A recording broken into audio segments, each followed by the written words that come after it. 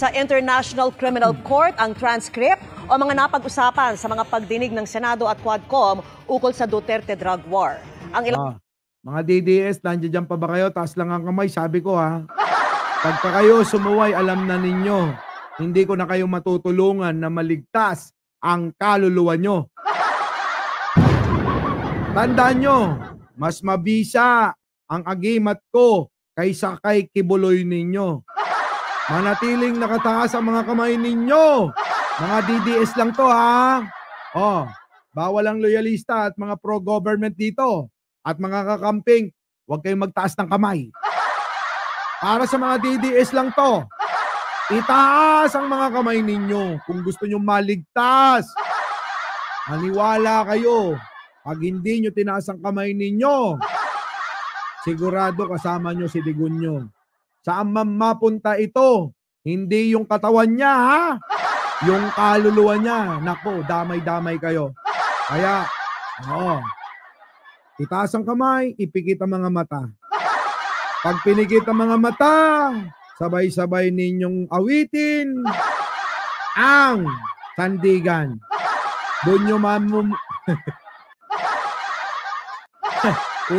ulit. Kantahin ninyo sabay-sabay ang sandigan. At doon nyo matatanto ang tunay na daan. Papuntang paraiso. At doon magkita-kita tayo. Okay? Mga DDS kong mahal na mahal. Tandaan nyo yan ha. Alam kong hinang-hina na kayo sa kakasuporta kay Digunyo.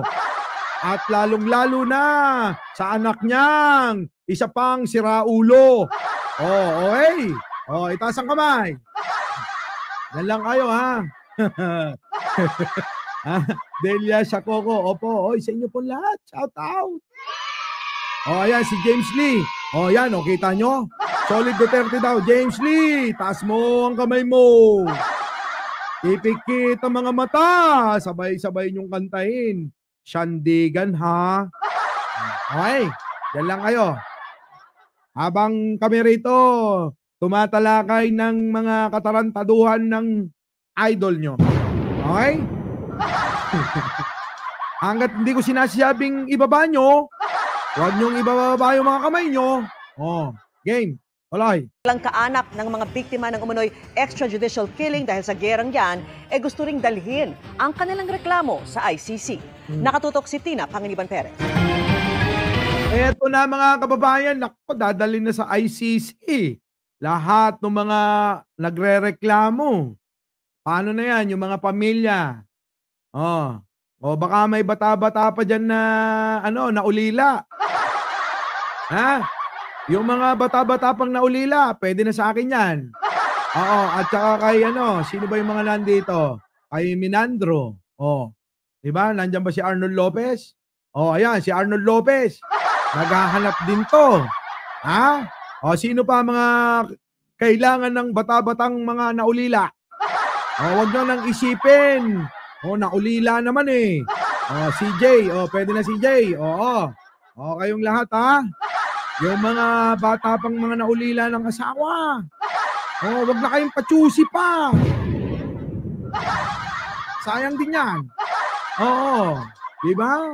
Matutulungan nyo pang makapagbago. Diba? Makapagbagong buhay. At makalimutan ang masaklap ng naranasan nila nung panahon ni Digunyo. Matapos ang pagharap ni dating Pangulong Rodrigo Duterte sa Senado, nais daw ni Leore Pasco na mapanagot ito sa pagkamatay ng kanyang dalawang anak noong giyera kontra droga ni Duterte. Eto yung pinatay yung dalawang anak, binaril sa ulo, wasak. Tatandaan nyo ba to? Eto, gigil na gigil. Ayaw tumigil. Kailangang magkaroon ng katarungan. Yung pagkamatay ng dalawa niyang anak, take note, babae. Kaya ayan, pinaglalaban ang kanyang mga anak para magkaroon ng katarungan. At ngayon mga kababayan, nako, yari na. Ningning Ocampo, yan. Dali Babes, Miguel Usamad, Brenda Borton, Bioli Almerol, Luis Fernandez. Tutungo na sila sa ICC. Tuloy. Pero hindi na raw siya umaasang mapapanagot dito sa bansa ang dating Pangulo. Kaya nais daw niyang umusad na ang mga reklamo nila sa International Criminal Court. Siyempre po, Narinig nyo yun? Oh, na sana umusad na daw yung reklamo nila sa ICC. International Criminal Court, mga kababayan. Ibig sabihin, talagang may reklamo na sa ICC, ha? Baka nakakalimutan nyo. Dito sa atin, hindi naman talaga siya masasampahan ng kaso. Dahil marami po siyang kakampi. Marami po siyang dahilan. Kaya nga po, Yan yung sinasabi ko, hindi naman dahil lang sa kakampi. Dahil sa ngalan ng salapi. Ganun yung, kaya nga tingnan ninyo si Kibuloy, ano nangyari? Maraming mga babaeng naghabla, pero namaniobra. Dahil saan? Sa pera. Kaya ngayon naungkat muli. Yun, kulong. Kaya eto mga kababayan, sa panahon ni Pangulong Bongbong, walang sinisino rito. Eto, talaga na masasabi natin na walang pinipili ang batas sa Pilipinas basta meron tayong Pangulong matatas mag-isip at sinserong maglingkod sa ating mga Pilipino. Oy, may humalik. Kapi. Okay na. Bibi, mawal. Magagalit si YouTube. Tingnan mo, ako talaga pinipili to. Sige na. Sorry ha. Oo, alam nyo naman ako. Di talaga ako talaga pinipilit sa totoo lang. Kaya kung ako makikita nyo sa ibang lugar, tandaan nyo, kung hindi nyo ko gagahasain, walang mangyayari ha.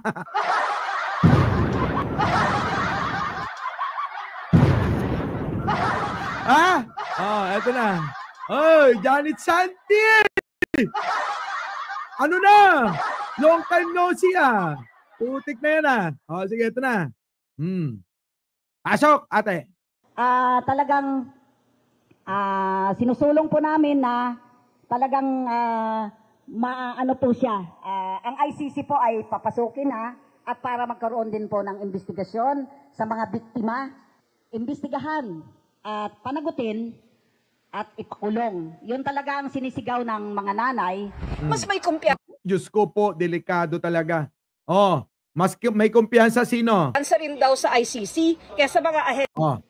At ipakulong. Yun talaga ang sinisigaw ng mga nanay. Mas may kumpiyansa rin daw sa ICC kaysa mga ahensya sa bansa, ang National Union of People's Lawyers na tumutulong. Kita nyo yung mga tumutulong na mismong abogado. Oy, J.Et long time no see Chris Juneda, Baby Tori Campo, Belinda Poler. Nako, ang tatagal nyong nawala. Ashiki, ikaw din Ang tagal nyo mga nawala. Nag-subscribe na ba kayo? Buti pa si Manuel at Marites Samonte, matagal na rito. Kita nyo mga kababayan, wala silang tiwala o kumpiyansa na magkakaroon ng katarungan itong mga biktima. Bakit? Kasi nga mga kababayan, paano ko ba sasabihin na ang gobyerno natin, tingin ko, inaantay talaga. Sa bagay, maraming beses ko na sinabi sa inyo to. Inaantay na yung ICC na lang ang kumuha kay Digunyo. Di ba? Malamang itong mga ito alam na nila at alam na rin nila na may plano. Kasi mga kababayan, kung itong mga ito ay walang alam, malamang nagwawala tong mga biktima na to. Tama ba mga kababayan? Kung walang alam tong mga ito, sigurado nagwawala na sa lansangan yung mga yan. Kaya tingin ko mga kababayan, yung plano ng gobyerno na itong kampon ni Digunyo ay ibang bansa ang dadampot at aalisin dito sa bansang ito sa tulong ng mga biktimang to. Diba? Nagigets nyo ba? Nandiyan ba si Aljen? Ano na? Diba mga kababayan? O, nakita nyo. O, sige, tuloy. Sa mga pamilya ng mga napatay noong giyera kontra droga. Majority ng mga kaso po ay nag-dismiss.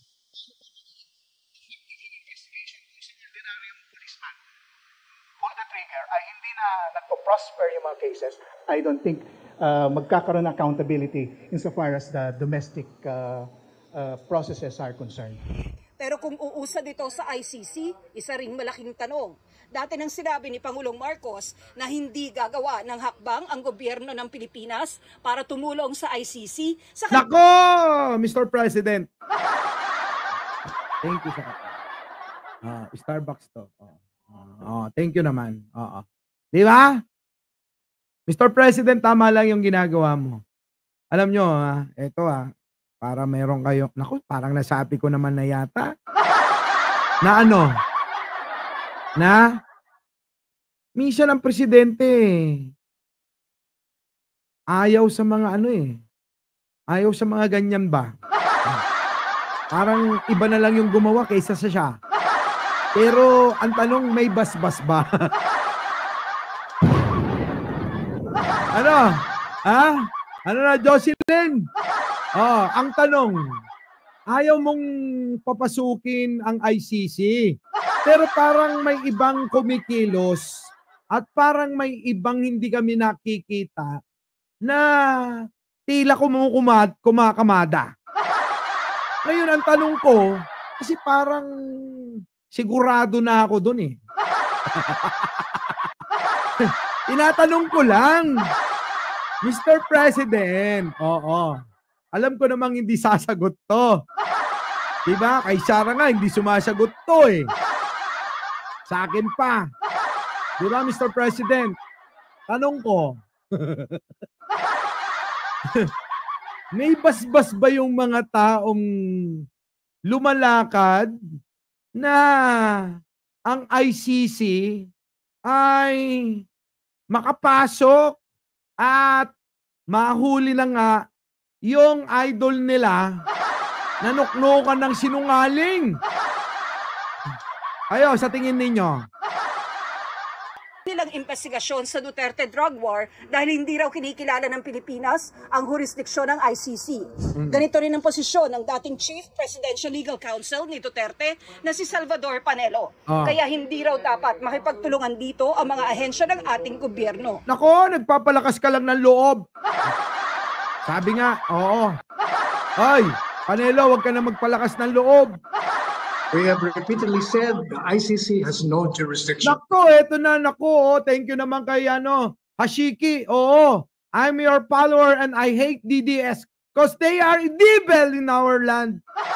Kita mo, kulang na lang kulang na lang hinango sa Biblia yung sinabi, nasa na yung mga DDS dito? Kulang na lang, hango sa Bible yung sinabi, Thank you naman, Hashiki, Whether sila may maggamit o hindi, wala nga sila jurisdiction. So, nako, wala yung direction. Wala. the ICC is a nonsense, useless entity. Yeah, sabi mo lang yan, pero tignan mo. Wag mong sabihin, Panelo, ikaw lang matalino. Bakit? Marami rin kaming abogado at matatalino. Nakakampi rito sa usapin na to. Kalma. Baby, kalma. Huwag mo naman akong bigyan ng dahilan para tabihan ka. Diba, Dax Calvara, shoutout sa'yo. Niloloko tayo ni Panelo, parang yung amo niyang si Digunyo. Pareha sila kung paano maglaro sa damdamin at isip ng mga Pilipino. Kaya kayo, tandaan ninyo. Tandaan ninyo, itong mga mag-aamo na ito, darating ang panahon. Yung mga DDS, huwag nyo baba kamay nyo. Hindi ko pa sinasabi, Taas nyo pa. Malalaman nyo yung sinasabi ko. Tulad na lang ng isang graduate na cum laude sa PMA, wala nang iba kundi sino? Senator Trillanes lang to. Pasok. Pero ayon kay dating Senador Antonio Trillanes IV, na isa sa mga naghain ng reklamo kay Duterte sa ICC, pinadala na niya sa ICC ang mga transcript ng pagdinig sa Senado at ng Quadcom na magagamit daw sa paglilitis sa kalaunan. Magagamit daw sa paglilitis sa kalaunan. Doon pa lang nasalita na yon, isipin nyo na. Tapos galing na mismo sa mga DDS. Si Trillanes, nandun sa loob ng hearing. Sa kwarto, habang nag-hearing ang Quadcom. Bakit galit na galit kayo nandun si Trillanes? Seselos kayo. Gagalit kayo. Akala ko ba, Trililing, sundalong kanin? Bakit ngayon galit na galit kayo kay Trillanes? Di ba? Ano na? Di ba? Sabi ni Jamie Bahe, pag nakialam ang presidente, makakagulo siya sa investigasyon. Tama? Tuloy. Minaliit yan ni Panelo. Unang-una, yung mga allegations na nakuha nila dyan sa komite, puro either hearsay or lies. Anong hearsay pinagsasabi mo? Gusto mo sampalin kita ng katotohanan, Panelo? Huwag daw mananampal. Rat po na lang. Sasampalin kita ng burat.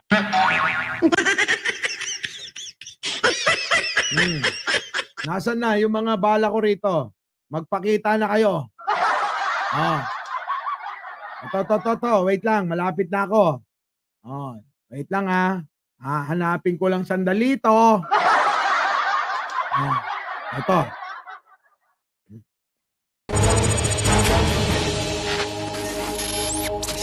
Saan nagagaling ang droga? Chinese ang sindikato, ang production nila is Myanmar dahil nagkakagulo sa Myanmar, maraming laboratory doon. Ang nagbibigay ng order kung paano i-distribute kung saan sa bansa is ang Chinese drug syndicate. Nako! Diyos ko! Kaya pala hindi makapalag yung idol nyo sa mga Chekwa. Biruin ninyo, nakabase sa China daw, di umano ang mga droga. Base sa China. Si Michael Yang ang gatekeeper ng droga. Actually nga sinasabi ni Chief PNP Albayalde, bakit daw hindi ko inimbestigahan? Paano mo maiimbestigahan ng isang appointed presidential advisor on economic affairs na may mga security ng mga PSG? Paano ka magkukonduct ng surveillance sa isang tao na protected sa itaas? Ang nagprotekta sa kanila, kay Michael Yang, Sari Alan Lim, ay itong si Chief PNP Bato de la Rosa, Oscar Albayalde, Director General Aquino, Director General Villanueva, si Bongo, si Presidente Duterte. Nako, yan na. Yan ba yung idol nyo? Paniwala kayo, mga bobo talaga kayo. Huwag kayong maniwala. Sinasabi ko sa inyo, lalabas at lalabas ang katotohanan at darating tayo doon. Malapit na. Kashiki, thank you naman. Naku, ilan ba Kashiki nandi dito? Panelo, shut up. Madami mas matalino sa'yo. Oo nga. Bibi, wag mo kong alayin. Kasi nandi. Para pa ako sa camera. Huwag alayin pag wala ka dun. Sige na. Never ako nang halay. Stitch. Sigurado mas gwapo ko sa'yo. Kasi may magandang umahalik sa labi ko. Kahit na ayaw ko. Sa totoo lang, napipilitan lang ako. Sasampalin kita na... Pila pa. Diba? Nasaan na yun? Dito. Wala naman dadaan lalabas kay Presidente Duterte nang hindi dumadaan kay Bongo.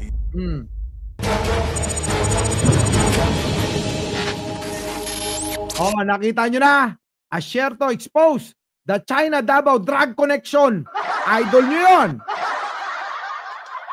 Sabihin ninyo, gawa-gawa ko lang to. Ayan resibo. Sabi at may nagsasabi na isang kernel na-asyerto. Di ba, Ellen Ventura? Naku, late ka na naman ha. Oo, Mother Tess alam mo naman hindi ako makapalag basta ako na inunahan. Sabi ko sa inyo, pag ako nakita nyo, walang mangyayari sa atin hanggat hindi nyo ako hinahalay. At pag hinalay nyo ako, sa lahat ng mga nahalay ni Pastor Kibuloy, ako lang hindi magrereklamo.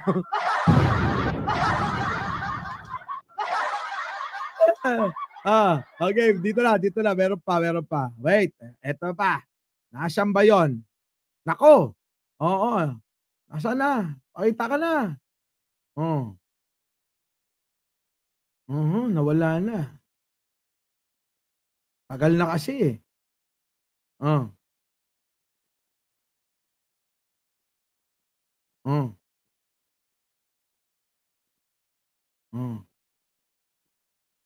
Nawala na. Ha? Eto pang isa, nakakampi nyo. I'm very sorry in behalf of my men na nagkamali sa inyo. I'm very sorry. But I cannot control all of them. Lahat sila trained police officer. Alam nilang... Diyos ko, ayan na, tignan ninyo, mga kababayan, humingi na ng sorry yung dating syota ng idol nyo. At alam ko naman, titigun nyo. Mga ganitong itsura talaga, tipo. Hindi lang itatanggi dahil marami nang nagsabi na talagang naging sila. Kaya naging ito ay general manager ng PCSO. Diba, Stitch? Alam mo yan, di ba? Huwag mo na itanggi. Ang rules of engagement. But alam mo, once you are in the ground, you will always use your discretion. Hindi mo yan talaga, instinct yan ng tao, discretion. Oy, agila naman. Grabe ka naman. Sabi ko sa inyo, magdasal lang kayo. Itaas nyo lang kamay nyo. Yan ba? Yan lagi sinasabi nyo, tinakot lang. Ganyan ba itsura ng tinakot to? Ganyan ang itsura ng nakonsensya. Di ba? Ang itsura ni Garma na to ay hindi mukhang tinakot. Itsura ito ng nakonsensya. Alam nyo mga kababayan, ang mga tao, pera lang sa idol nyo, meron talagang kahit nakatiting na konsensya na natitira. Kaya kahit na anong mangyari, kapag nasukol na, aamin na. Kita nyo? Kawawa naman. Napag-utusan lang. Tuloy. At nakita ko rin naman na ginamit na nagkakamali. Inaamin ko may nagkakamali. Pero pinagbibigyan ko kung saan nyo gusto mag-file ng case. Pinagbibigyan ko, hinahayaan ko. At lahat po yan na-process ang crime scene. Which is not under my control ang crime scene. Separate unit mo humahawak niyan. Then I am sorry to all victims. Kung hindi... Nag-sorry na sa mga biktima, ko na-investigahan isa-isa yung case nyo. Okay, salamat. Diyos ko po. Colonel Garma. Mr. Chair, Mr. Chair. Yes, I want to appreciate Colonel Garma for apologizing. Kita nyo, na-appreciate. Sana kayo rin. Nakonsensya na. Sabagay, sidigon nyo ba? Kaya pa? Siyempre, hindi na yan nagkikita. Maliban na lang kung yung ubo tumitigas pa. Kaso mukhang wala na. Di ba? Biktima rin siya ni Duterte. Correct! Ang galing-galing nyo. Pasok ulit natin si Panelo. Sabi naman ni Representative Robert Ace Barbers, ang lead chairperson ng House Quad Committee na nag-iimbestiga sa Duterte drug war, hindi rin daw sila magbibigay ng certification sa mga naturang transcript dahil wala silang kinalaman sa investigasyon ng ICC. Kita nyo, lahat sila walang kinalaman, Walang kinalaman sila lahat. Ano pang gusto nyo? Wala silang kinalaman Pero dati na rin niyang sinabi na maaari naman daw ma-access ng ICC. Kita nyo, tapos dati niya rin sinabi na pwede palang ma-access. Yung alin? Yung mga transcript. Diba? ICC ang impormasyon at findings sa kanilang investigasyon. Sa lahat daw ng mga impormasyon. Kita nyo, pwede naman palang kunin ng ICC, oh. It's me, Mami. Elizabeth Logan. Ako. Ha? Elizabeth Lautan. The Sploker. Jenny Shukon. Sa inyo pong lahat, Maribik Ong. Maribik Ong. Uno. Sige, tuloy. Boss Mike. Social media accounts ng Quadcom. Nang hinga ng GMA Integrated News ng reaksyon ng ICC ukol sa mga lumabas na detalye sa investigasyon ng Senado at Kamara sa Duterte drug war, sinabi nitong masusi nitong binabantayan ang mga... Narinig ninyo. Tinanong ang ICC. Ano sabi? Masusing binabantayan nila kung ano mga nangyayari sa mga investigasyong ng Quadcom at ng Senadong morong-moro doon. Pangyayari sa Pilipinas, kaugnay sa sarili nilang pagsisiyasat. May sarili silang investigasyon. Sa madaling salita, mga kababayan, makukulong na idol nyo. Diba? Ito ulit. News ng reaksyon ng ICC. Wait, dito.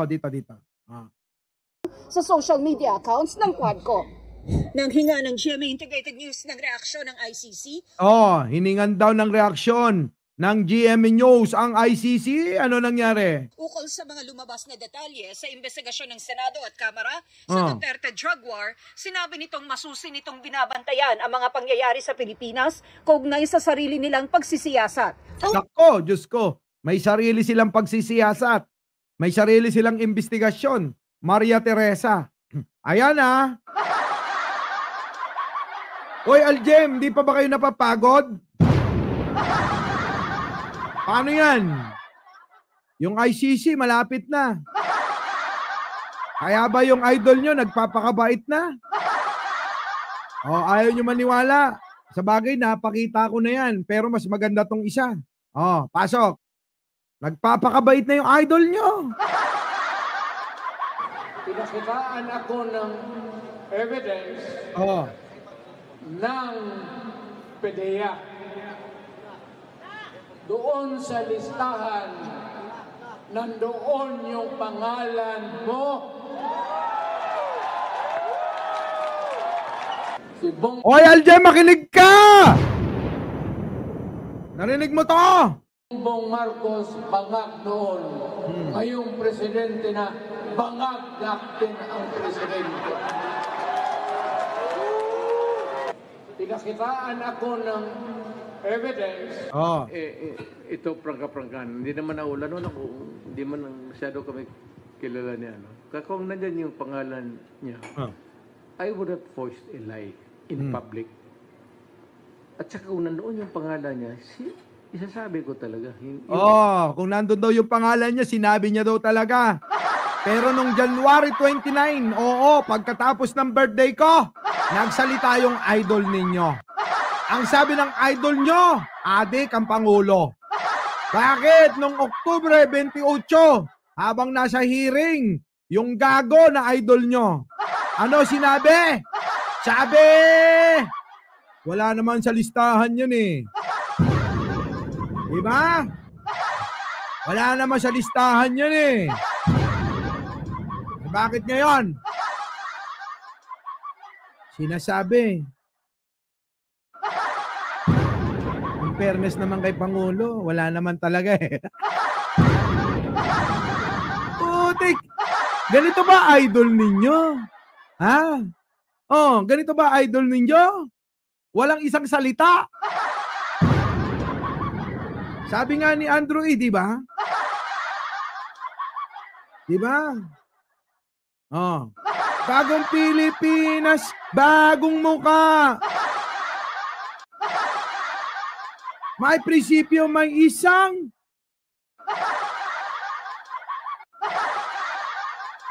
Pero tong idol nyo, wala. Yung pangalan mo nandyan. If I name one, I name all. Binasa ko eh. So wala naka-eskapo doon. Bakit ako wala. In fairness to the President.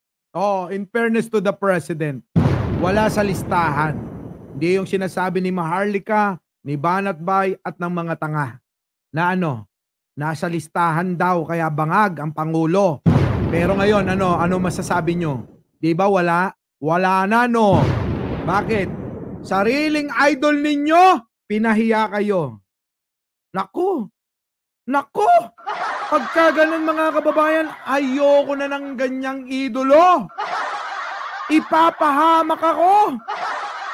Biruin mo kung naging idol ko si Digunyo. Sa mga sinasabi niya, parang gusto ko nang lumubog dito sa kinauupuan ko. Bakit? Panay ang tira ko sa sinabi niya na bangag daw ang Pangulo. Diba? Tapos biglang babawiin. In fairness to the President, wala sa listahan yan. Diba? Diggs versus Dutz. Ay, nako. Stitch, wala lang argumento. Titi na gusto mo? Pambira ka naman talaga. Kaya napagkakamalang kayo lahat ng mga sumusuporta kay Kibuloy at Digunyo. Parehas nilang mga juding. Oo. Ganun ba yan? Diba? Pinakitaan ako ng evidence ng PDEA. Doon sa listahan, nandoon yung pangalan mo. Si Bongbong Marcos bangag noon. Ngayong presidente na, bangag natin ang presidente. Pinakitaan ako ng evidence. Ito pagkapangan. Hindi naman ako hindi man masyado kami kilala niya. Kung nandyan yung pangalan niya, I would have forced a lie in public. At saka kung nandoon yung pangalan niya, isasabi ko talaga, yung pangalan mo nandyan. If I name one, I name all. Binasa ko eh. So wala naka-eskapo doon. Bakit ako wala.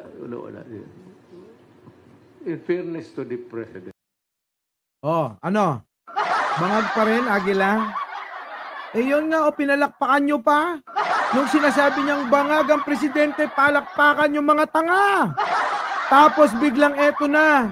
Nung nakarang araw lang, biglang nag-iba. Sabi ni Digunyo, in fairness to the President daw.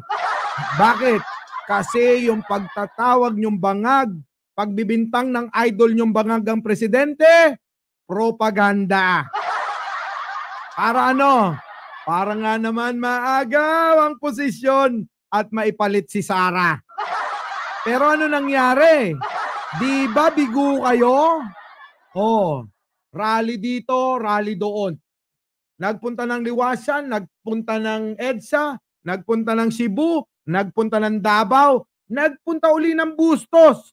Kaso tinaboy kayo.